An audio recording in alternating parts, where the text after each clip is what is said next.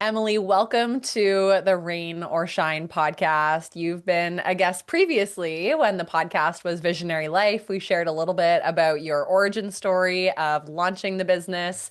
And today we're going to dive right in, kind of catch up where we left off. We were saying off the mic, you and I actually haven't spoken at least like verbally. We've messaged back and forth, but it's been like over a year. So this is kind of like a personal catch up, just two people who run businesses who are passionate, just catching up, but also letting our listeners in because a lot of them know you from the community. They've tuned into the past episodes. So first off, welcome and thanks for being back today.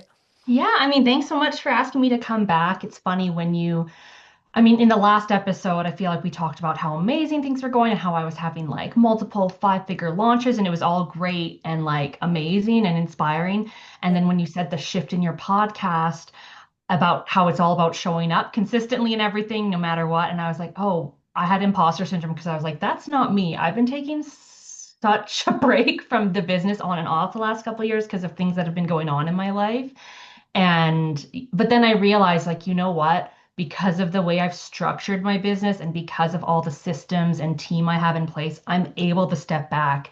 And, the last few months, I haven't even posted on Instagram or podcast episodes or yeah, I'm only basically showing up 1 or 2 hours a week and everything is still moving and I have recurring revenue and I realize that's worth sharing because we can think of consistency and success as one thing, but truly for me, I built this business so I could have flexibility for my health and life and it's really paid off to see what I've built in the foundation has been able to support me in return over these last couple of years. Absolutely incredible. And yeah, this is an important part of the conversation because I think, leaning into the name of this show, Rain or Shine, there are so many seasons of life where we're not feeling like that shining version of like I'm coming out and I'm feeling amazing and I'm showing up consistently. But it's nice to know that even in the rainy seasons or however that manifests for you, it's like there can still be a well-oiled machine churning. And that's a result of everything that you've put in place over the past few years. So, for the listener who doesn't actually know you, can you take us back to launching the Spoonie Mentor? Like, what was the spark, knowing your energy limitations at the time, which were probably like different than they are today? But I'm curious how you thought about building a business differently, even from the start of your journey as an entrepreneur. Totally. Yeah. So I used to be a teacher. I taught band and choir and a careers course, and I loved that job. It was my everything. I got in a car accident in 2018, and it completely changed the trajectory of my life. I got a really bad brain injury and was basically on disability leave for a couple of years, on and off, trying to return back to work. But it just turned out, that level of stimulation, especially with beginner band, was just not feasible for me. So after trying to return to work and failing and trying another job at a university and it kind of falling apart, I realized, because of the pandemic, when I was working from home, managing my own environment and able to set my own hours and take breaks as needed, I was really thriving. And so that's when I really started to think about, well, could I start my own business and use my teaching and facilitation skills and do something? And I had been tracking my own recovery anonymously on Instagram throughout that time.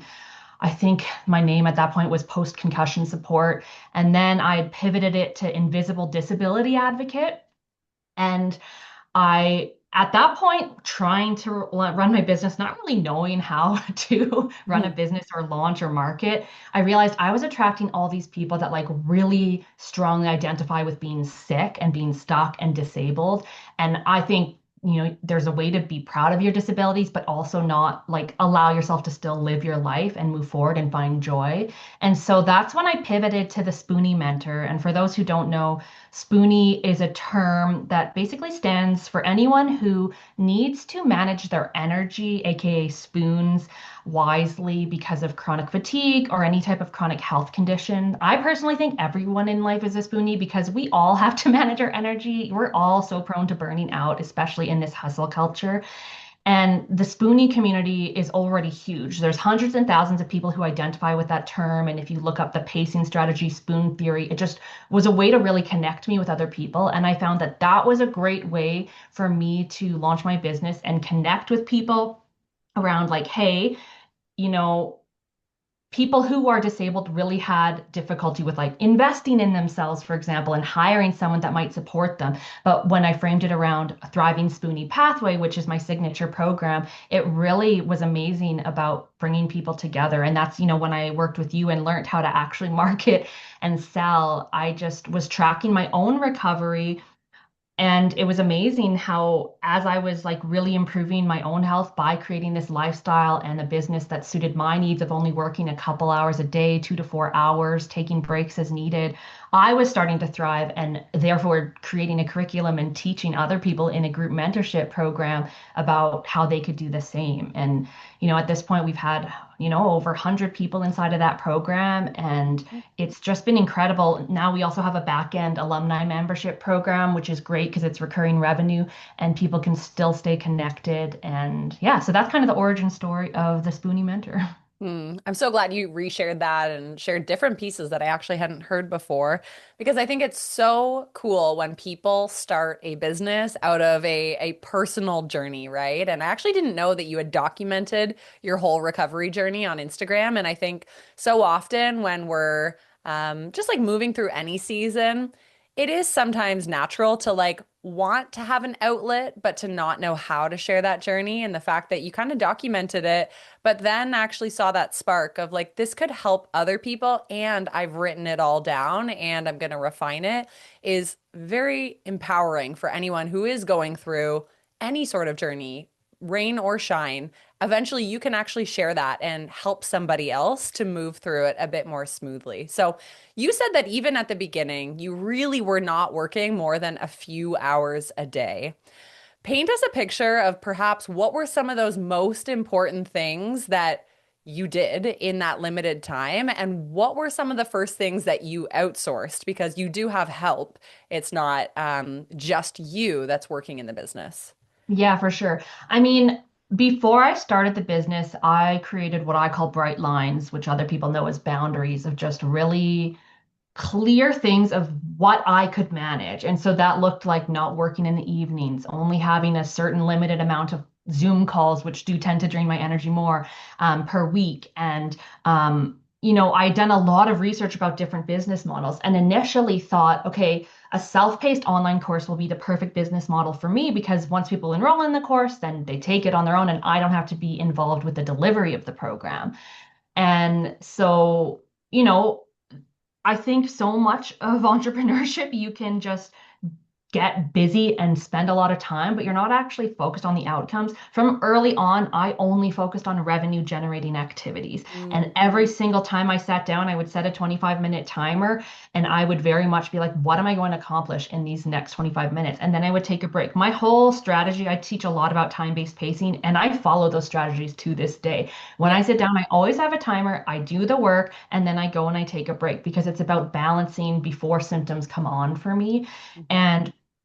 And because of those boundaries I was following, I really started to improve. And that's what inspired a new program. Because I think so much about business is also doing little experiments and Yep. figuring out what works for you. What do you enjoy? Because I Mhm. realized with self-paced online courses, like I had people sign up and then I would either see, completion rate is so low for online courses. I would see either them not finishing it or I would feel such a disconnect of like wanting to be involved in their journey and not at all, especially like with my teaching background, I'm so much about community. So that's, refining throughout, I really realized, okay, this is what I need. And if I do want to work and see people face to face, well, I can't do one-on-one because that would definitely pass my bright line about having like 1 or 2 calls a week. And Yep. I knew that I also, like, yeah, I had to think about every part of the strategy, like from marketing to selling to delivery of the program. So for marketing from early on, I didn't allow myself to fall down traps of all these people saying you need to post 3 times a day, blah, blah, blah. Like I just knew I didn't have that in me. So early on,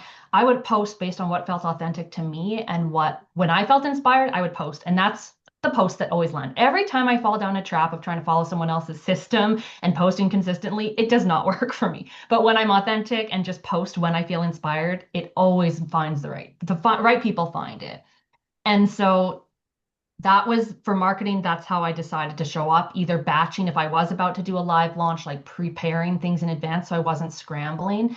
And then in terms of selling, like I knew that I wasn't going to be someone who could host like a bunch of discovery calls. Like that would just drain my energy. So then, through experimentation, I realized like an automated webinar system works really well for me. Then I even started experimenting with ads, which was great because that was bringing leads automatically into my funnel.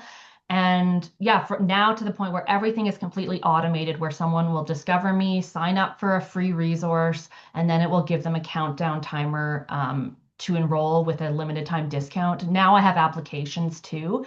Um, and so that's the selling part, but I Yep. also think that, and I also do DMs with people. I always say like that can be automated. Like I can record a voice message to someone and then I can respond whenever I want. The advantage I have is that everyone I work with also has limited energy and symptoms if they overdo it. So I've never had a problem with like being fully transparent and authentic about what's going on. Hmm. So that's the selling part. And then delivery, I realized an evergreen system would work really well for me. The first couple times I kept doing live cohorts of my group program, which I enjoyed a lot, but I just knew it was draining my energy. So that's when I pivoted to the evergreen format where now the modules are recorded. So it gets dripped out to people when they enroll, but we still have the live element of live calls every week. And I Hmm. host one, and then there's another person on my team who's an alumni of my program, who hosts at a different time zone because we have people all over New Zealand, Australia, UK, North America. And so that's what brings me so much joy is I don't have to repeat the same content over and over again, but I still get to be part of their journey because through I have a custom mobile app now. So through the community in there and through people showing up to those live calls every week, it really gives me that chance to give personalized support and feel part of their journey, but they're still also responsible for their own learning with the modules and homework. So cool. I mean, what you've just shared is that like you've been able to build a business in complete integrity with the core values that you set out with from day one of like, I'm drawing these bright lines, as you call them, in the sand, and I'm going to figure out a way, right? It's like I'm not copycatting someone else's formula. I'm going to find the way that works for my exact like energetic blueprint, essentially. Like when you're talking about this business model, I think any of our listeners are going to be thinking, this sounds so good. Like it is honestly admirable. And I am curious, like, have there been any major challenges of getting to this point? Like, does anything stick out as a time you almost quit, a challenge that there was something that you just couldn't get yourself out of? Even a challenge with evergreen courses and how they sell. Yeah, what comes to mind when I say that? I mean, like 1,000 challenges come to mind that I could like talk for like an hour about or more. But I mean, one of the first things is that I am such a type A personality. Like it's taken so long for me to get to the point where I truly can honor my energetic limitations and take breaks when I need them. And because I used to be someone who was go, go, go on every board, and I would start every club, be in student government in university, like run every single club as a teacher. Like I truly had no chill. I was like in professional orchestras on the side. Like when I got sick, it was a huge wake up check for me of like how to actually honor my body and rest. Mm, And I realized I was a spoonie all along. I just had learned to ignore my body and the symptoms and pain I was experiencing. And so, one of the biggest challenges I've encountered is that I didn't know anything about online business. And so, I was listening to a bunch of people online and following people's podcasts and following their Instagram and taking their courses. And I was jumping from different guru to guru. And hmm because I knew when I sign up with someone and join their program, I'm going to be that, like top student. I want to be recognized. I'm going to follow their system 100% and it's going to be great. And it really took some time to come back to like, okay, there are definitely foundational skills that I needed to learn by enrolling in a lot of these programs. I don't regret that and investing in my knowledge. However, it was actually with my team members, I've brought on a lot of contractors who are actually alumni of my program, which has been so Cool. helpful, especially for tasks where it involves them needing to know about me and my voice and things Yeah. like moderating the community or like helping moderate the emails and writing email newsletters for me, things like that. And I remember one of my team members said, like, Emily, like, we love you, but every time you invest in a new business coaching program, you completely change your business model and like mess all of our systems out of Yep. place. And I was like, oh my God, you're so right. So, I was so grateful that I have team members who can be so honest with me because, like, that's definitely a culture I've tried to build within the team. But Yep. also, it was a huge pattern recognition of, like, yes, part of it was wanting to be, A+ student and have them recognize me. But another big part was that I would see success with all of these things. Yep. And then, we talk about expansion. We have moments of expansion, and that's happened for me when I've had huge successful launches and welcomed Yep. so many new people into the program, starting to run ads and getting like thousands of new leads. And then it's always followed with a period of contraction. Mm. And for me, honestly, I started, as much as we can say we're desiring success and money and all of that freedom, every time I've had huge wins in the business, it's been followed by periods of dips because I subconsciously struggle to allow myself to receive. Because consciously, it's like a lot of us associate hard work with like big reward. And my business has been built on let me do it slow, let me do it my way, let me earn with ease. And Mhm. then it feels scary to receive. So that's something I've navigated for sure in my business is just trusting myself, keeping things status quo, not always trying to change things, and really listening to myself. Because honestly, because I had figured out really how to thrive and increase my energy and like eliminate symptoms because of starting this business, so many spoonies started reaching out to me and were like, "Will you please business coach me?" Yep. So even though I had imposter syndrome, I was like, "Okay." So I threw together a program and like got so many people in it, had no problem selling like a $3,000 to $5,000 Yep. package like right away. And it took some time for me to realize, like, I hate business coaching. Like, I enjoy sharing strategies on podcasts like this, and I do recognize I've learned a lot, Yep. but I realized I hated doing it. And it was Yep. at the point where, this business model was getting too complicated for me. Okay, I've got self-paced courses, I've got the membership, I've got my signature program. Now I've got this other high touch point group program for business coaching. Like, it was too much. Yep. And so it's always been about coming back to like, what do I want? And making those hard decisions about what can I manage and what actually brings me joy. Hmm. And I think that's such a journey that we all go on in every season. It's like there's a tendency to add in, whether it's add in new marketing strategies. Oh, it's time to launch the next offer because you've been doing this for a year. Oh, like you have the podcast dialed in, so why don't you launch a Substack or a newsletter? And I think that what we forget is to like cull through, am I still enjoying this? And what do I need to release this year? We can goal set all we want and like, pile our plate up until it's like, stressing us out and burning us out. But what we're forgetting is this still bringing me joy? Is this still in line with the business that I want? I mean, your program even called Earn with Ease, you probably had to ask yourself, like, does this still feel easeful?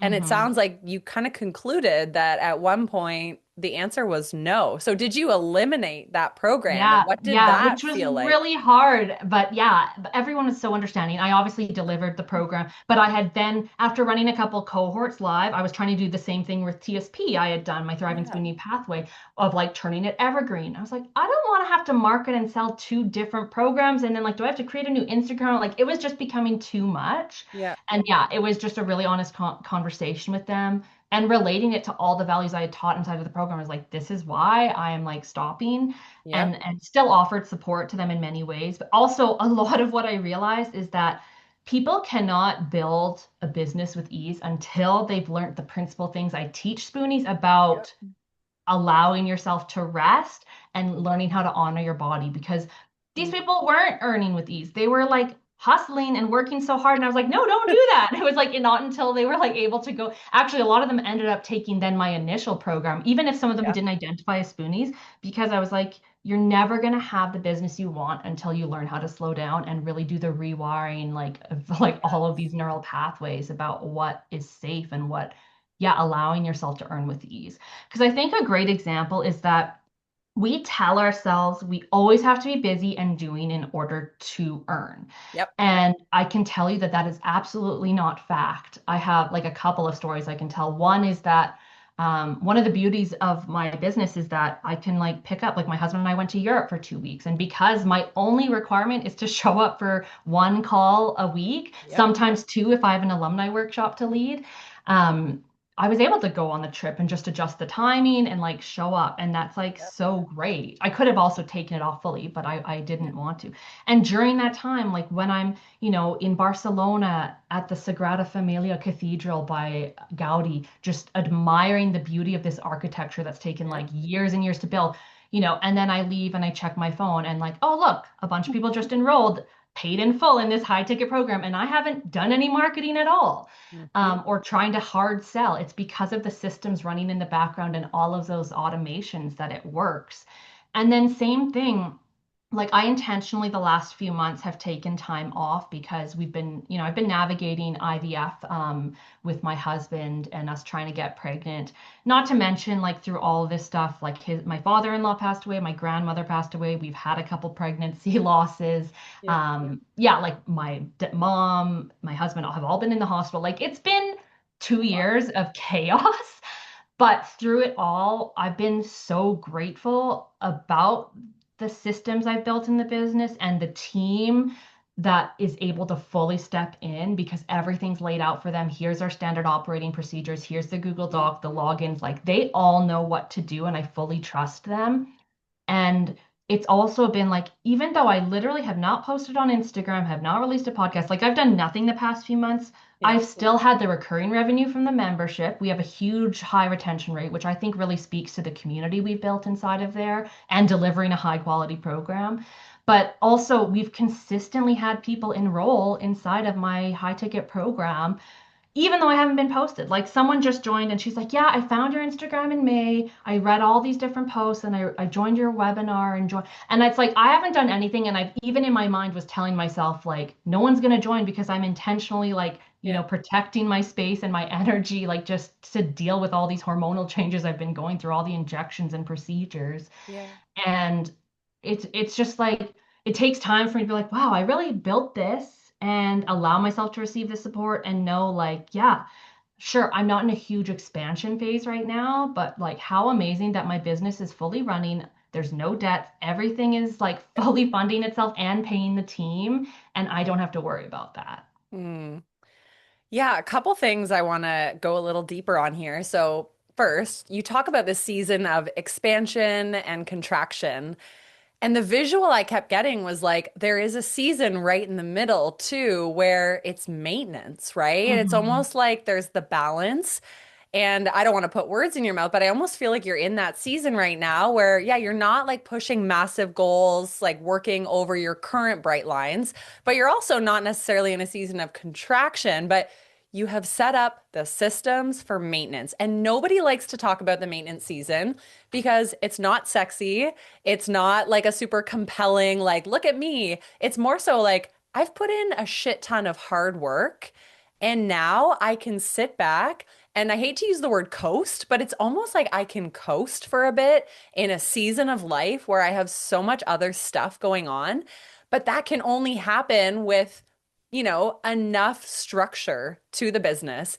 And on that note, seeing it as a business and not your baby, like Mhm. the Emily Fraser, coaching program. Because in that light, we usually don't put structure because it's like, I'll just show up and do the things. But when you're talking about your business, what I notice is that you say, we have structure. The team does this, the SOPs. We made sure that this was automated. And it seems like you've kind of, like, obviously you created this business, but you don't see yourself as like the same as the business. Is that true? Yeah, no, definitely. I mean, that's part of like bright lines I've set for myself because I think a lot of entrepreneurs have a pattern of being like overgivers and like people pleasers where there can be such level of attachment. But I realized, especially when we're talking about people's like health and like medical records, it's like I know that I'm not responsible for my clients. Like Yeah. I know that I'm showing up for my end. I've recorded amazing modules, and I know if they come to a call, like I'm gonna support the heck out of them, Yeah. but I also like have firm boundaries of like they have to show up on their end. And it took the early days of me realizing like I was going over to their side and trying to drag them along. Like that doesn't work, right? And you want them to have that independence, but also to step up and like believe in them. And I feel like as soon as I've shifted that like mindset of like it's on them too, it helps a lot of the responsibility like fall away from me. Yeah. But so much of it is really thinking of it as a separate entity. And part of that just happened by because like when someone in the family suddenly dies and you're grieving and like you're going Yeah. through a miscarriage, like I can't, even though I'm so passionate about what I do, it was like I just couldn't show up. Like that was like like I went through some really dark times, and I'd already been through a lot of dark times with like my disability leave. But truly, it was just like I need to rely on others for support, and I needed to rely on my clients too to be like, we've got this. Like we're a community; they can support each other too. And Hmm. so for me, knowing even within our like custom mobile app, like that community is thriving. There's so many posts every day. I know I don't need to go and read every single post. Like I trust that like people know what they're doing and if they need me, they can tag me or whatnot, you know. I think it's a lot of realizing what's your responsibility and what isn't. And yeah, so much of that it's not like I, started a business and all of a sudden all these systems were in place. Like that's come with Yeah. time and it's been built over the last few years. And so much of it has become because of circumstances. Like, oh, this person needs to do less because she's like starting a different role too. So this person needs to take over. It's like, well, why am I reteaching the tasks? Like, I just got to document it all step by step, or like making people responsible for their own SOPs. Like, this Yeah. document is now yours. If we make changes, you have to update it. Hmm. And knowing like because when I first started outsourcing, I did a horrible job. Like I didn't know what tech was available. I was paying Yeah. someone like $30 an hour just to like transcribe things by hand. Like I was Yeah. like, yeah, I can do that. Like, or I'd be like, this person can do. I was like, I knew I needed to outsource because I knew I couldn't do it all on my own. But that Mhm. also took time to figure out like what can actually be delegated. What do I need to show up for? And also finding that balance of like, I don't want to be the CEO. I don't want to be the manager.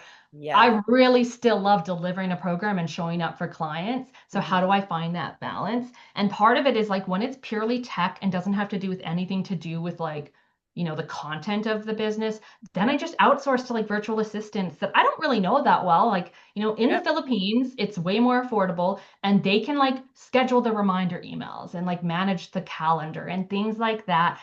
A good rule of thumb is that when you're starting to feel any sorts of dread or like, Hmm. oh, I don't want to do this task, Yeah. figure out a way to outsource and delegate it. And that's kind of how I've done it slowly over time. Yeah, that's such a good reminder. It's like when something's feeling heavy in the business, there's usually a reason for that. And oftentimes it means it's time to get it off your plate so that you can bring that lightness back to what you're doing. And I know for me, I've realized like I just want to show up and talk. I want to do podcasts. I want to show up and coach my clients, but I don't really want to do anything beyond that. So it's like having the systems in place where I can do what I'm meant to do. And I think we all have like our unique gifts. And for you, it's showing up for the community and being live. But yeah, getting to that place where you can kind of start to pass everything off.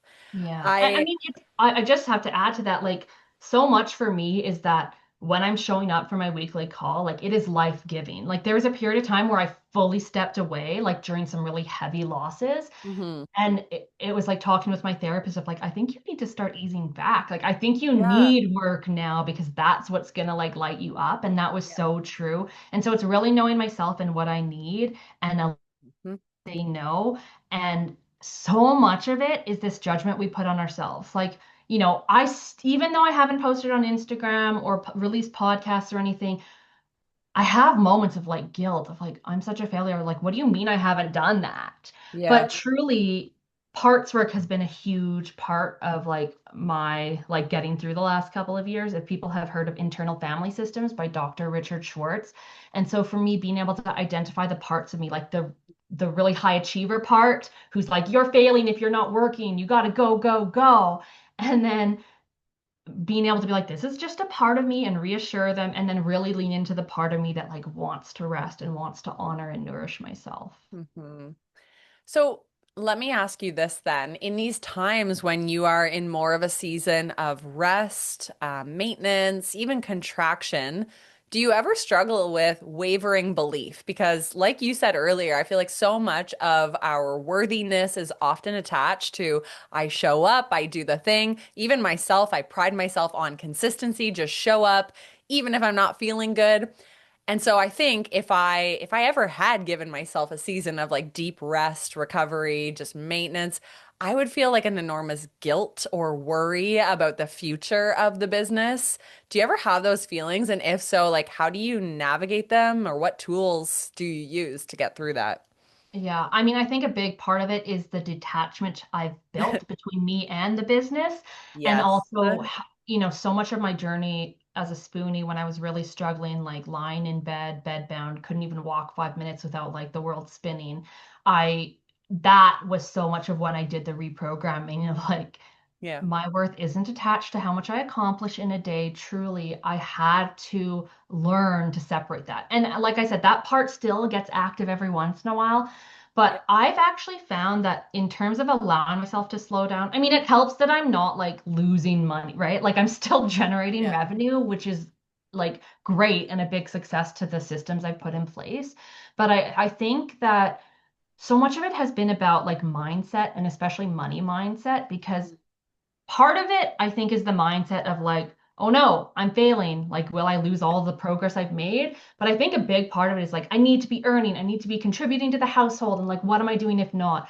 And so a lot of it has been about doing that money work and realizing like, even when I had all the money with big launches and stuff, like, I was hit in a car accident. So I got a really big settlement out of that. Even when all that money came in and I could see in my bank account, like, I got lots of money in there, it didn't change how safe I felt. Like, I still felt that scarcity. I still felt like, I gotta hustle, I gotta make the money. So it's just really been about rewiring, like, I am safe.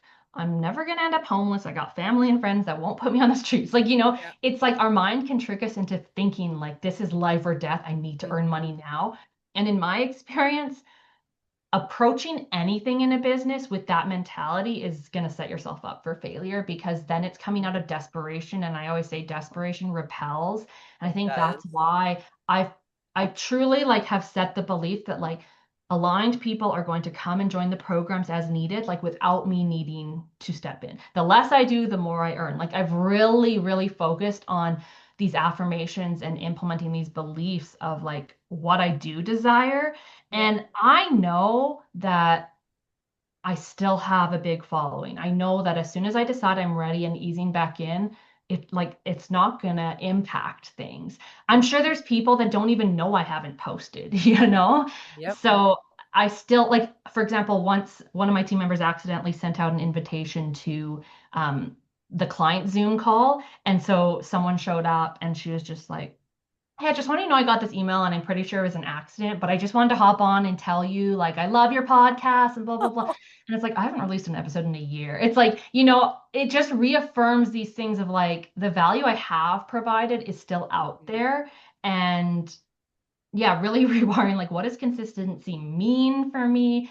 And knowing the impact I have had and knowing that I've done it in the past, I can show up again in the future. But Yep. I've like, like with IVF and like all this journey, a big part of my motivation for setting everything up this way was because I wanted to be able to step away from mat leave and Yep. have it all in place. It just turned out that like having all these systems set up in place ended up being a huge blessing for me navigating all these other losses in my life. So that was a blessing in disguise.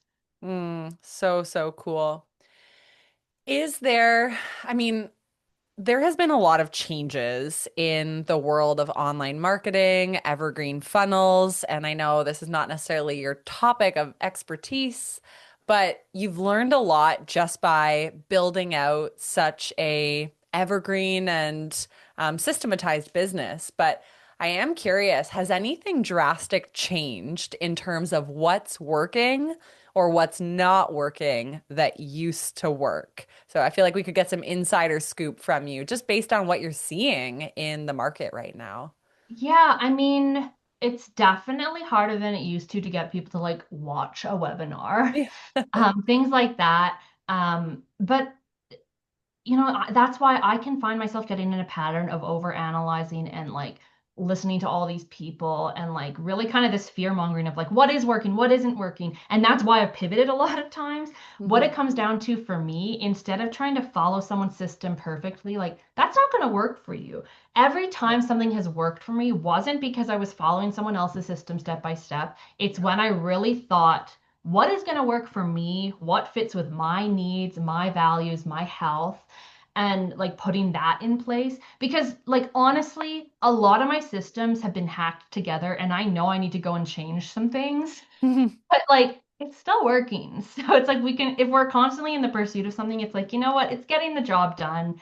Yeah. And yeah, honestly, in my mind, I'm like, there's so many changes I can make, but I really think part of the issue too, like I'm big on tracking metrics. I haven't been for the past few months, but I usually am really big on tracking metrics. And it's just like, I think it takes away a lot of the overall I'm in business just to focus on a certain metric you're tracking and Yeah. then like trying to improve it. Because, you know, if you, for example, if you're trying to get an evergreen like webinar in place or automated system, like changing 10 things at once, there's no way to collect that data and see what's actually improving what. Hmm. So I personally think, and that's what I did, is before you build anything evergreen, you have to run it live. You have to get that feedback. You have to make sure it works, Yeah. and then you can automate it. But a lot of people try to do the automation first, and I don't think that's a way to success. Hmm.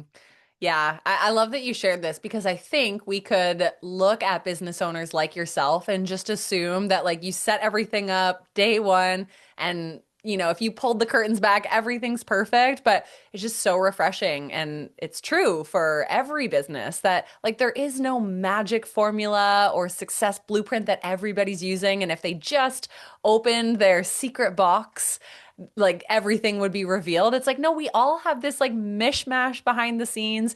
We figured things out kind of as we were going through it. We identified what's the one constraint I'm going to solve today.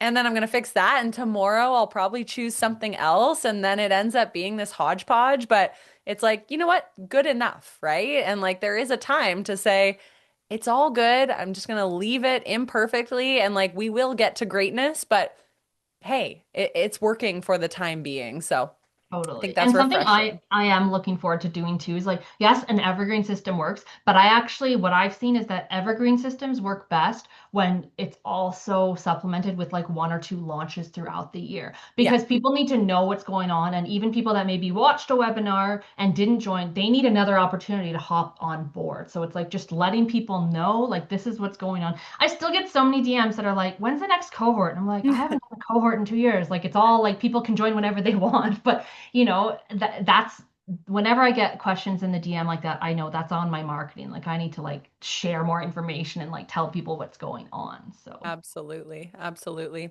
Yeah, I think, such an important lesson from this conversation that we've just been having is that like consistency looks different for everybody. And that's something that's very apparent to me through chatting with you is that, at the beginning of this podcast, you said, yeah, for some people on Instagram, consistency is like you need to post 3 times a day on Instagram. And for other people, it's like once a month, once a quarter at this point, because, I've been in that season of expansion. Now it's just showing up when I can, when the bandwidth is there. And consistency can be on a longer time horizon. When you look back at your business over the last 3, 4 years, it's like, yeah, I've been consistent, but not at the volume or at the expense of my energy. So I think just that word, it has so many different connotations to it of what consistency actually looks like. 100%. Yeah. And also like modeling that to my clients is so important because Mm, like they we have to be honest about what we're going through and knowing that it's okay. Like, I'm not showing up 100%, and that's okay too. yep. Like, even on our call this week, someone's like, I haven't read every single post, so therefore I haven't been going inside the community. I was like, you do not need to read every single post. I don't, and I'm the mentor. Like, Yep. it's like, don't catch up, just jump in. And I think a lot of this is the guilt that we're putting on ourselves of like everything needs to be perfect and I always need to be making more and more and more money. And truly, that was my mindset for so long of like I just want to like get to like 100K months and all these things. And Yep. at a certain point, I paused and I was like, wait, like so much of this is to really help people. So many people I work with are on disability leave or making no money. And it's like I have lowered my prices over time because I realized like actually that's one of my values. I want to make this accessible. I have Yeah. increased payment plan options. I have like reduced my own goals, and I don't view that as a failure because for me that's success because I realized like I was striving for something that isn't really me. Like I Yeah. actually don't want that. Yeah. Yeah. Oh, that's such a juicy topic. It's something I've just been thinking about so much is like the season of just being content and being Mhm. like, I'm good. That's not something we need to be ashamed of because for too long, the conversation around was like growth, growth. What are your goals for the year? And always needing to have that next level. But it's like, what if I just want to, enjoy what's been built and not put that pressure on a season of life that already has enough going on? So, it's almost just relieving when I hear other people talk about that it's okay to just, stay at whatever level you want or just sit back and be in a season of contraction and don't worry about it. Like that is truly just the ebbs and flows of life. So, Mhm. yeah, it's nice to have these conversations and to realize that business growth doesn't look one way. Sometimes it almost feels like the opposite and is, but that's still a season that's going to move you towards greatness in the end. So, Yeah, because life is full of ups and downs, and I've definitely had more dips lately. But mhm, also, I know that the things I'm learning through the period that I've been yeah, going through is going to translate in how I show up as a business owner and how I show up to support my clients. So none of it is ever a loss, even if you're in a contraction and viewing it no, as a failure or that you're not doing enough. Like, I promise you're learning lessons throughout this that are going to apply. And if I know anything for certain, it's that there's always a reason for hardships, and those challenges turn into lessons that end up like yeah. leading to your biggest successes. Mm, that is juicy and it's so true. It's so true. And like sometimes it's hard to see it at the time when you were just deep in it. But looking back on tough, challenging times, like I think we can always draw from it and say, yeah, that was meant to be because this or something better. So. 100%. Emily, this has been such a fun catch up and just so grateful that even in your season of not being super, super online, that you agreed to come on the show. So if people do want to connect with you, whether they are Spoonies themselves or if they just resonate with the fact that like Spoonies are protecting their energies, so are a lot of women and people who have experienced burnout, who have done business that goes against their design, and they're looking for a different approach. Where can they learn from you, find your evergreen content, and stay in touch? Yeah, for sure. Instagram is probably the best way. Just send me a message there at the Spoonie Mentor. Or yeah, my email, Emily at thespooniementor.com. Amazing. Well, thank you, Emily, and we wish you all the best. Thank you.